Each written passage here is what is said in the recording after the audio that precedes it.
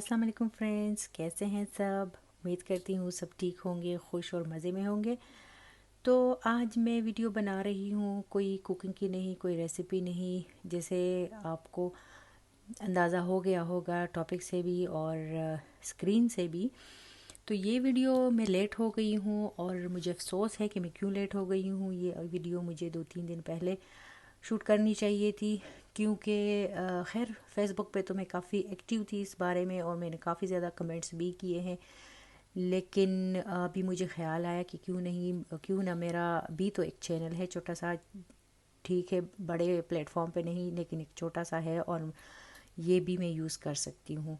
ये नहीं कि हक बात के लिए ये यूज़ करना मेरे लिए खुशी की बात है अगर मैं करती हूँ तो। और दूसरी बात ये कि अपनी राय देना, आज मैं अपनी राय दे रही हूँ और अपनी राय देना हर किसी का हक है, आज़ादी है। तो मैंने सोचा क्यों ना मैं इस आज़ादी को मैं भी यूज़ करूँ। इत्तेफाक से मैं उस दिन बैठी थी और मैं वो न्यूज़ जो प्रोग्राम था वो मैं देख रही थी। तो मुझे यकीन नहीं आ रहा था कि ये मैं क्या सुन रही हूँ। लेकिन जैसे अभी तक मैं शौक हूँ, मुझे यकीन बिल्कुल नहीं आ रहा। चलो हामिद मीर साहब जो है, उनकी तो मैं कभी फ़ैन थी ही नहीं।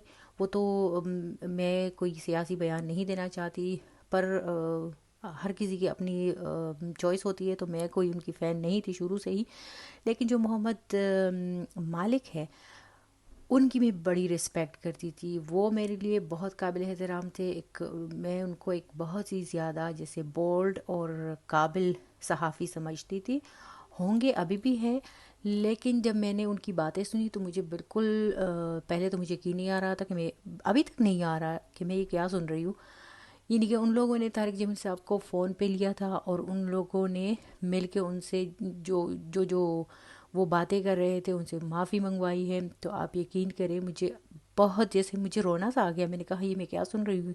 हालात हमारे इतने ख़राब हो गए हैं, हम लोग इतने गिर गए हैं कि आलमी दीन की कोई रिस्पेक्ट रही नहीं, और उन्होंने गलत बात कुछ की भी नहीं थी। जो भी उन्होंने बयान दिया था या जो भी उन्होंने कहा था, अपनी राय दी थी, बिल्कुल ठीक कहा था, जिससे कोई भी इनकार नहीं कर सकता। और दूसरी बात ये कि अगर कोई ख़ुद साफ़ है, किसी में कोई चोरी वगैरह नहीं है, तो वो लोग उनको क्या परवाह, वो तो कोई परवाह करते ही नहीं है और करना भी नहीं चाहिए। वो आगे की तरफ देखते हैं। लेकिन जिन में कोई भी बात हो ना छोटी सी, तो ज़ाहिर है वो फिर बात का बतंगड़ तो बनाते हैं। लेकिन हामिद मीर की वो बातें वो मुझे अभी तक याद है, मुझे भूलती नहीं है। और इतना मुझे गुस्सा आ रहा था, मैंने सोचा काश मैं वहाँ पे होती, मैं कुछ कर सकती तो मैं ज़रूर करती। यानी कि शर्म की कोई कोई इंतहा होती है, कोई कोई कोई उनको बिल्कुल रिस्पेक्ट कोई दी नहीं कि ये कौन है। ये सिर्फ पाकिस्तान में नहीं, दुनिया भर में सब उनका इतना एहतराम करते हैं और करना चाहिए, क्योंकि वो आलमी दीन है। और तारिक जमील साहब एक ऐसा नाम है कि उनको वो तो जब बंदा सुनता है तो एक अजीब सी जैसे खुशी सी मिल जाती है। जैसे जिस अंदाज में वो हमें सिखाते हैं, जिस अंदाज में वो बयान देते हैं, जिस अंदाज में वो दुआ करते हैं, वो तो दिल को लगती है।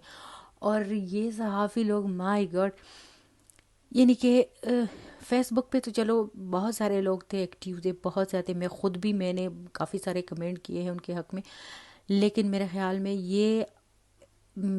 में ये स्टार्ट है, इन लोगों ने स्टार्ट ले लिया है कि चलो ये हम लोग जो भी करना चाहे कर लेंगे, कर सकते हैं, बोल सकते हैं। यानी कि आप यकीन करें कि मुझे अब मेरे पास अल्फाज नहीं है कि मैं क्या कहूँ।